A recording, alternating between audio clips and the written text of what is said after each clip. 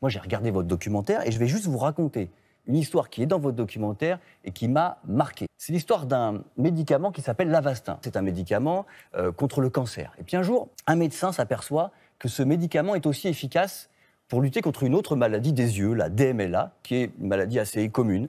Et le problème pour les industries pharmaceutiques à ce moment-là, c'est que l'Avastin, ça coûte pas très cher.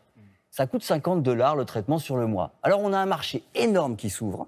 Et puis, on a un médicament sur lequel on ne va pas pouvoir faire un profit énorme. Alors, qu'est-ce qu'on fait? Et là, les industriels ont une idée géniale. On va créer un autre médicament qu'on va appeler le Lucentis, qui est quasiment le même, qui a les mêmes effets. Il n'est ni mieux ni moins bien que l'Avastin, mais on va lui faire un packaging spécial, donc une notice, pour cette maladie de l'œil. Et ça marche. Donc, ils ont créé un autre médicament qui fait la même chose. Et cet autre médicament, ils le vendent 20 fois plus cher.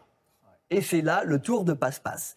Alors on se dit, ça c'est pas possible qu'en France, il n'y ait pas quelqu'un dans les autorités sanitaires qui dise ah, hop, on a un médicament qui vaut 20 fois moins cher, on va prendre celui-là et puis c'est tout.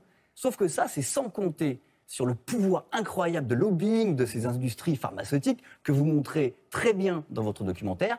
Mais est-ce que Novartis et Roche, donc les deux labos, s'en sont tenus là? Qui a gagné ce bras de fer finalement? Novartis Roche sont les deux plus grands laboratoires mondiaux. On ne parle pas de petits laboratoires.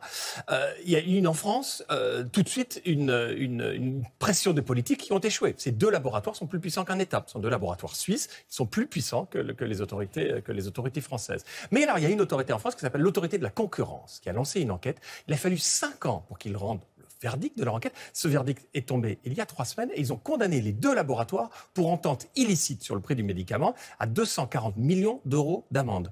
Ça paraît beaucoup d'argent, 240 millions d'euros d'amende. La question que vous allez poser, pour ces laboratoires, pour ces laboratoires, c'est très peu. C'est extrêmement peu. Entre-temps, pendant des années, ils ont imposé à notre sécurité sociale, à nos impôts. C'est une maladie très grave, la DMLA. On peut perdre la vue. Elle touche de très nombreux Français plutôt âgés. Ils ont gagné énormément d'argent entre-temps. Donc là, la sanction est très importante, mais elle vient beaucoup trop tard.